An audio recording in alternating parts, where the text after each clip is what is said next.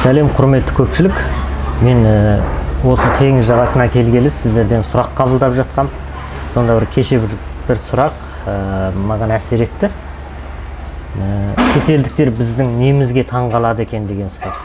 Жалпы қазақтарға қай жеріне таңғалады екен дейді шетелдіктер дейді. Шетелдіктер жалпы өте салқынқанды болады. Оларды таңғалдыру өте қиын. Бірақ олар біздің бір нәрсемізге таңғалуы мүмкін. Bir жолы бір бракфаст ішуге таңғы асқан, бір асханаға бардым. Содан одан тамақ ішіп отырдым. Тамақ ішіп негіздеп жеп енді. Қалғанын қалдырып, даяшы өтіп бара жатыр екен, жинай салыңыз дегенде ишарат білдіріп ем. Ол маған күлді де бұрылып әкеп, жымиып қасық әкеп берді. Тазалап жей салыңыз деді сосын. Ұялып қалдым да, жаңағы түбіндегі ештеңесін қалдырмай тазалап жебем. Менің шақыртуымсыз-ақ дереу жетіп келіп жинастырып әкелді. Және тамақты тазалап жегенім үшін рахмет айтты. Жеміс шырынынан асықпай ішіп, ас сіңген соң кетуімді айтты. Солай деп құзырлан, осы бір таңғы ас, біз ас болсын деп айтамыз, сол таңғы ас бойыңызға тарасын, асықпай демалып қайтыңыз, құзырланыңыз деп айтты. Жолдас деген досымның бір әңгімесі есіме түсті. Ол айтушы еді, Европада, ол өзі Европада неше жыл жүрген жігіт. Сол Европада оқып жүргенімде дейді, егер тамақты тауыса алмай қалып жатсам, онда қызметтестерім, қыздар болсын, мейлі жігіттер болсын, анау түгін қалдырмай қолмен жеп тауыса салады дейді. Жандағы жолдасының, жандағы досының тамақты шала жеп кетуін олар үлкен намыс санайды. Олар үшін тамақты тазалап жеу, табақты таза қайтару үлкен құрмет екен. Бұл бәлкім шетелдіктер бізге таңғалатын болса, біздің ысырапшылдығымызға таңғалар деп ойлаймын. Өйткені бізде ысырапшылдық өте күшті. Ысырапшылдық деген не сөз? Ол жалпы қадірін білмеу, бағаламау деген сөз. Қазақта өте әдемі сөз бар, ас қадірін білмесең ашаршылық тартасың деп. Біздің қазағымыз қаншама рет ашаршылық тартты. Соның бәрі бәлкім ар жағында үлкен бір сондай заңдылықтар жатқан шығар.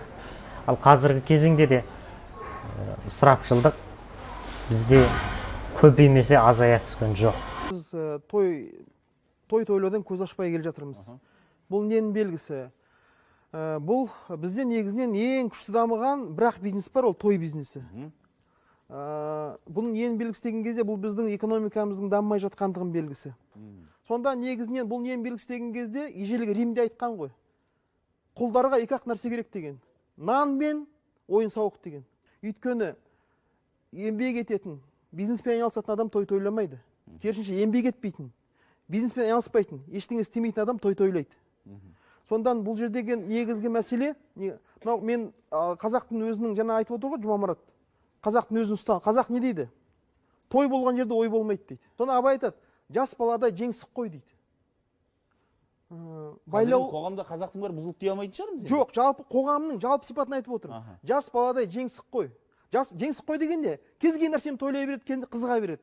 Жас баладай жеңсік қой, байлаулы емес, ақыл ой. Ойлағанын айтпен той, ыржаң қылжаң ит мінез дейді.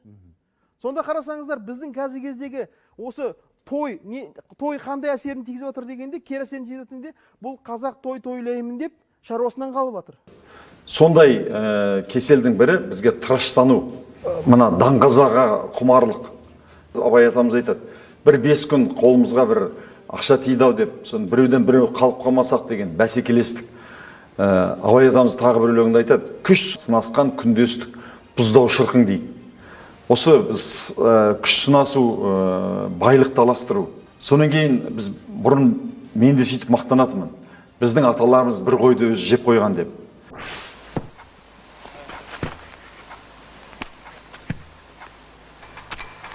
Бәрекелді, қақалып қойма.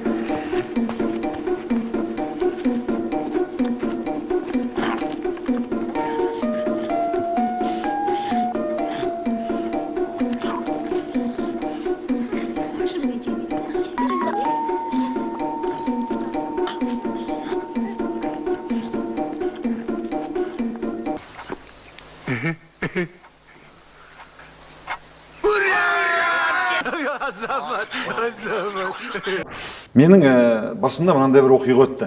Сіздермен бөлісіп кетейін. 96 жылы мен Түркияға бардым. Мына тон цехымды дамыту үшін Түркияда көрмеге бардым. Сол көрмеге барып, бір қазақтармен таныстым. Сол Қазақстаннан кеткен бір түріктер осында жұмыс істеген екен, біздің мына Семейдің қасындағы тон цехында. Сол бір Мұрат деген жігіт, түріктің жігіті бір қазақша сөйлейді екен. Сонымен таныстымда айттым, маған енді бір кеңесшілер керек. Осы тонның қыр-сырын білетін, соның ішінде тонды илей алатын кеңесші керек, және тіге алатын кеңесші керек деп келістік. Сонымен ол өзінің жездесін, татар екен, бірақ түрік болып кеткен татар, соны ұсынды. Сонымен келіссөз жүргізу үшін үйіне шақырды.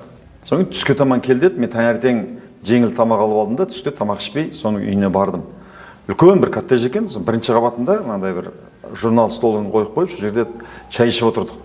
Енді біз қонақжай халықпыз ғой, соны мақтанамыз, сонымызға тамақты көп жейміз. Сол жерде мен көрдім. Сол жерде отырып, дастарханға мынандай сметана сияқты бір нәрсе қойып қойдым, енді кофе қойды, бір печенье бірдеме. Соны ішіп отырып, әңгімелесіп отырдық. Ол қанша ақша сұрайды, қанша уақытқа келеді, жұмысы неден тұрады деген сияқты. Әңгімелесіп отырып, әңгіме кішкене қарным ашқан, әгі сметана сияқты бір не май емес, не сметана емес, бір дәмді нәрсе екен, соны қасықпен жеп отырдым. Печенье мен тағы бір қатқан сухарик нан ба бірден қойып қойды, соны жеп отырдым, әгін түгел жеп қойып, әңгімелесіп отырдым. Соны ойладым, тамақ беретін шығар деп, тамақ берген жоқ. Содан кейін қол алысып келістік, қонақ үйге келгеннен кейін мен қайтадан дұрыстап тұрып тамағымды іштім. Содан кейін айттым, жарым ағырлар қонақ қалай күтеді, мынасы не істеп? Содан кейін сол түрікті, жаңа Мұрат пен жездесін бірге алып кеттім. Ұшатын кезде ініме звондадым.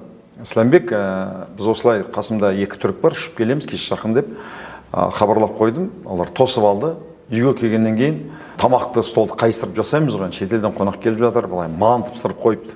Керемет қуырдақ, манты. Агын әкеп жатқан кезде ана түрік жездесі айтты. Болды, керегі жоқ деп, мұның бәрін кім жейді деп жатыр да. Соң мен өзімше бір керемет адам сияқты қақынғанша бұл енді. Бұл біз қонақ осылай күтеміз. Жесең жеуің керек, жемесең қалады дегенде өзіміз ағын мантыны ұрып жатырмыз. Ана түрік біраз тамақ жеді, дәмді екен деді, мақтанып әк жерде. Енді әгі түріктің шындығында үйі байлығы бізден 10 есе артық. Сол жерде сонымен қондық, ертеңде Семейге ұштық. Семейге келіп цехпен таныстырдық. Бір күннен кейін мен үйге мал сойдым. Содан кейін сол Абай ауылынан бір технолог жігітіміз болған, цехта бір технолог жігіт бар. Соны бір қытайлар келіп қалды. Сол қытайларды қосып үйге шақырып, бір қой сойып, басында қарбыз жедік. Сонымен қойдың қуырдағын жедік. Біз алдымен қуырдақ береміз ғой. Соны ойлады, ол бітті екен деп едім. Мен айттым, жоқ. Қазір шашлық жейміз деп. Соны шашлық жедік. Ол енді бітті қайтамыз деген айтым. Жоқ, енді қойдың етін жемейміз деп едім. Ана аудармашы айтады, Ахмет, оны қайда жейміз? Мен айттым, жоқ, қазір ет жейміз. Кеш жақын отырдық, басы алып келді, ет. Шынымен дәмді ғой, ана етті жеп, не деген дәмді деп, же деп ағын жегізіп жатырмыз. Арағын ішкізіп қойдық.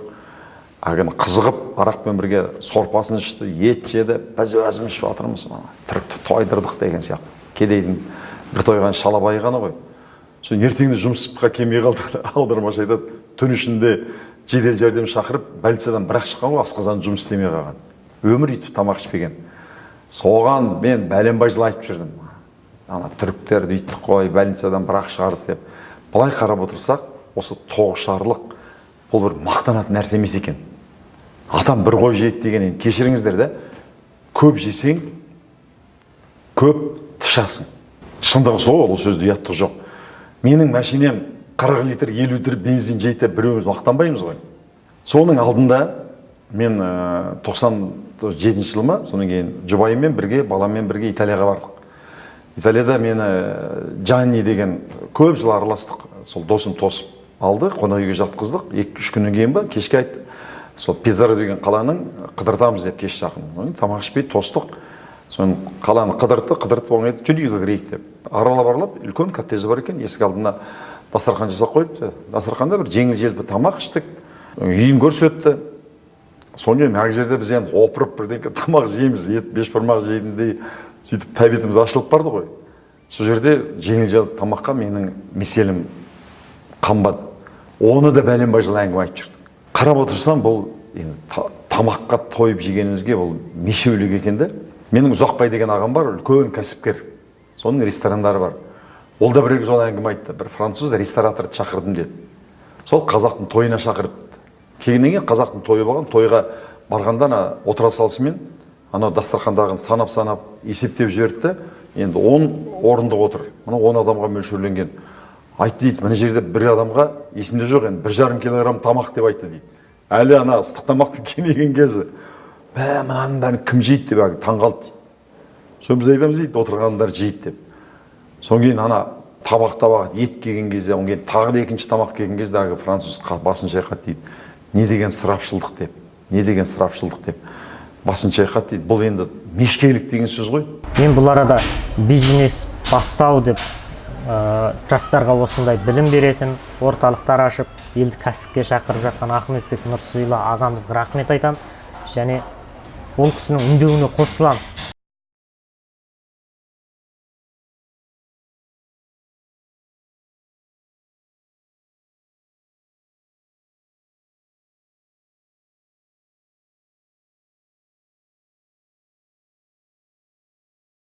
Той туралы өзімнің басымнан кешкен бір жағдайды айтып берейін, тойға бару туралы. Бір жолы Үрімжіге бір Шанхайдан курс келе қалды. 5 күндік керемет курс. Бұл Шанхайдан мамандар келіп үйрететін курс екен. Ақысы бір 4.000 yen төңірегінде екен. Ал дәл сол курске орай менің бір Іленің бір ауданындағы, оның тауындағы бір досымның тойы болатын болды. Бірақ ана жігіт 1-2 ай бұрын айтқан, әр жолы апта сайын телефон шалып, тойға дайындалып жатсың ба, келесің ба деп қайта өтінгеннен кейін ақыры досымның көңілі үшін жаңағы үйренуді тастадым да тойға кеттім. Ол кезде автобуспен Құлжаға бардық, Құлжадан сол ауданға бардық, ауданнан тауына бардық. Біз барғанша 1-2 күн кетіп қалдық. Бір күн тойда жүрдік, қайтарында 2-3 күн кетіп. Сөйтіп 5 күн уақытым өте шықты. Ал сол курсқа беретін ақшаны жолға, тойға беріп жоқ болдым.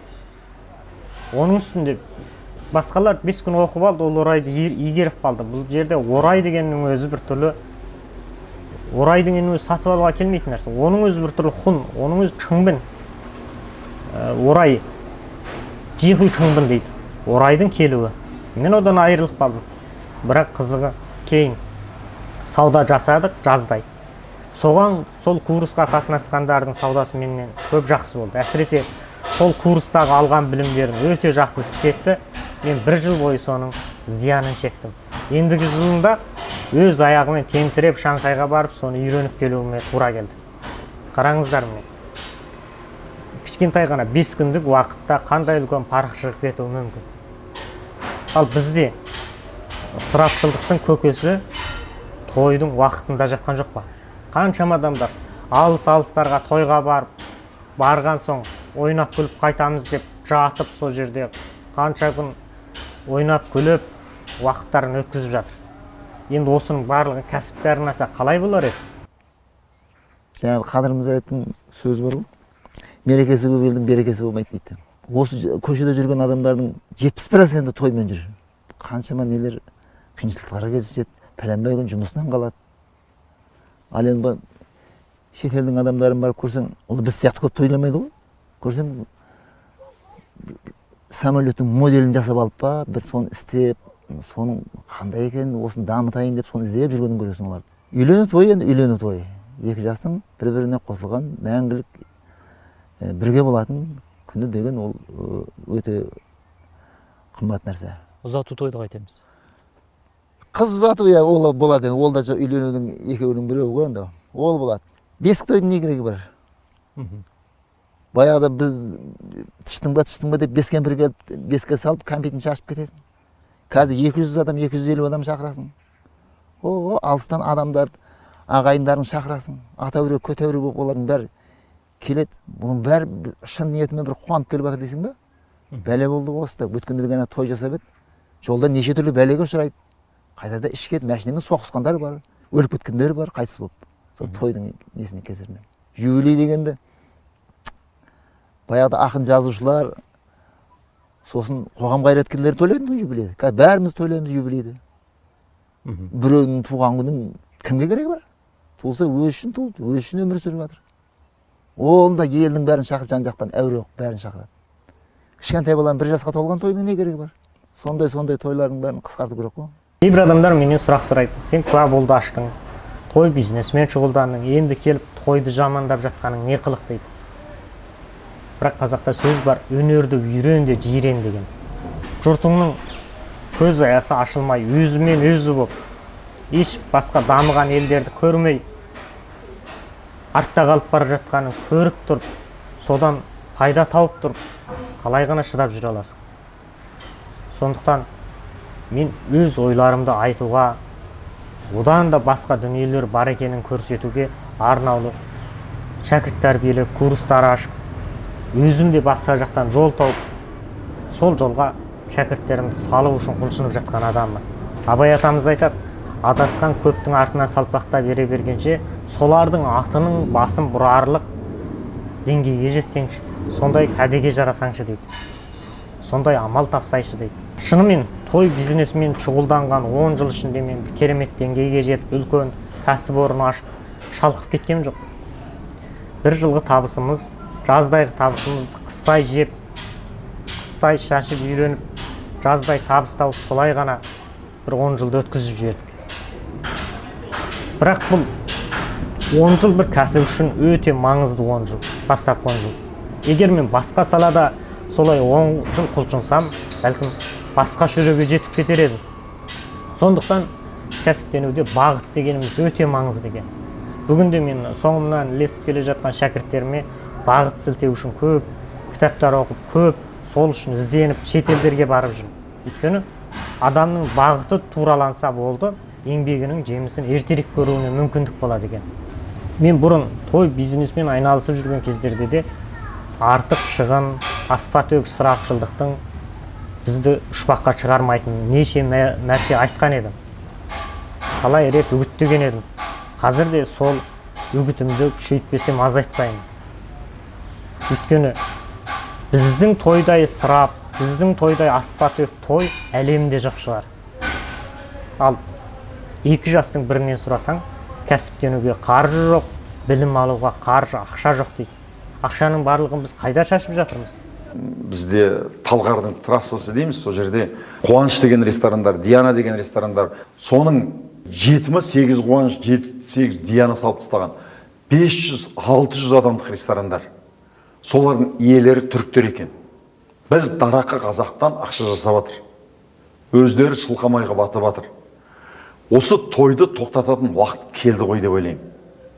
Енді мен 60 жасқа толайын, не болайын өзіме серт бердім, ешқандай сондай дарақылық той жасамаймын.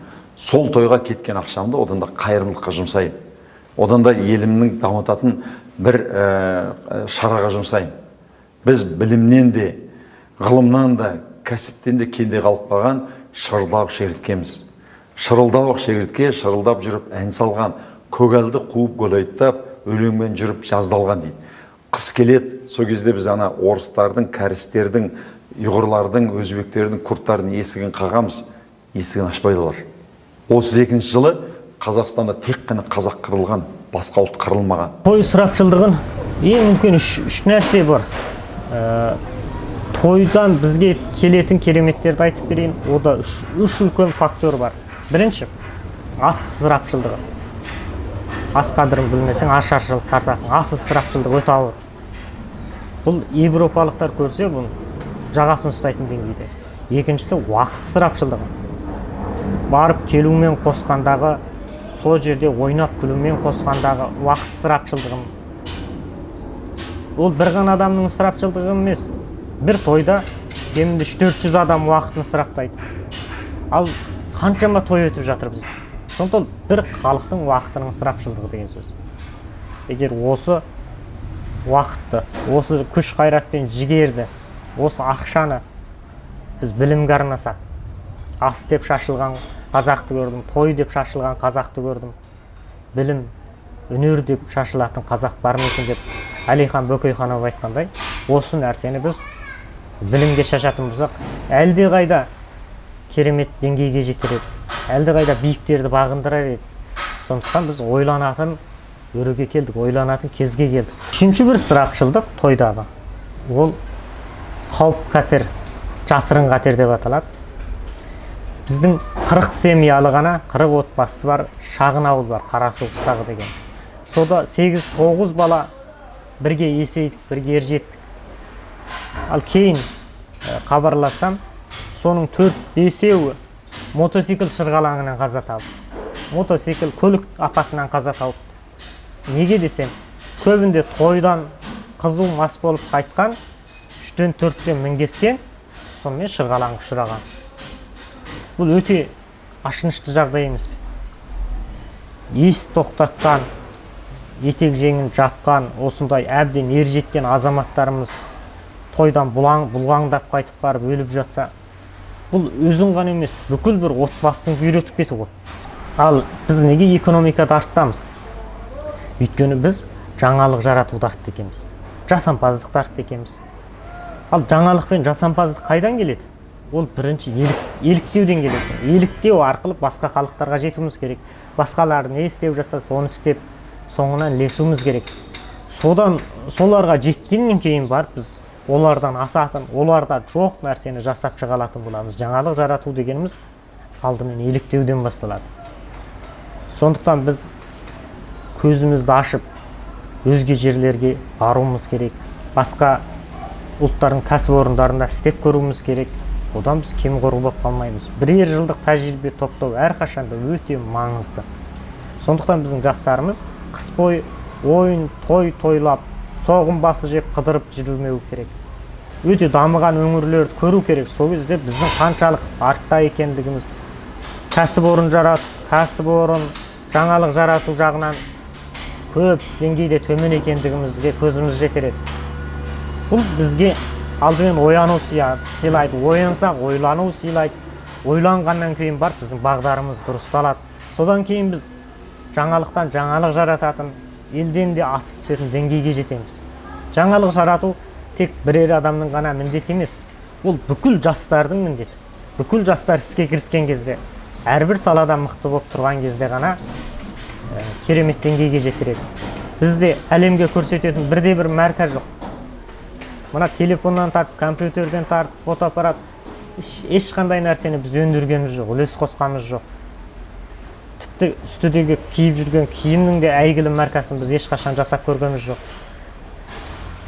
Ал біз ата-бабамыз керемет болды деп мақтанғанда бөркіміз түсіп қала жаздаймыз.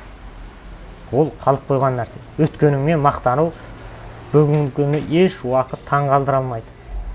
Ондай мықты ата-баба елдің бәрінде де болған болуы мүмкін. Сондықтан ойланатын кез келді, бағдарымызды дұрыстайтын кез келді. Ұлылардың бәрі, мықтылардың бәрі айтып жатыр. Өзгеріске дайындалып жатыр. Біз жаңа бір дүниеге, жаңа бір жетістікке жету үшін сөз жоқ, кәсіп жаратуымыз керек, марка жаратуымыз керек. Әлемдік брендті жаратқан кезде бізді маркамызбен танитын болса, мысалы Кореяны Samsungмен таниды, Samsungмен таниды. Samsung десе, Sony десе Жапон көзге елестейді, Toyota десе көзге елестейді. Ал бізді немізбен көзге түсеміз. Сондықтан бұл туралы ой қорытуым осыраға дейін. Бізде ойланатын деңгейге жеттік ау деп ойлаймын.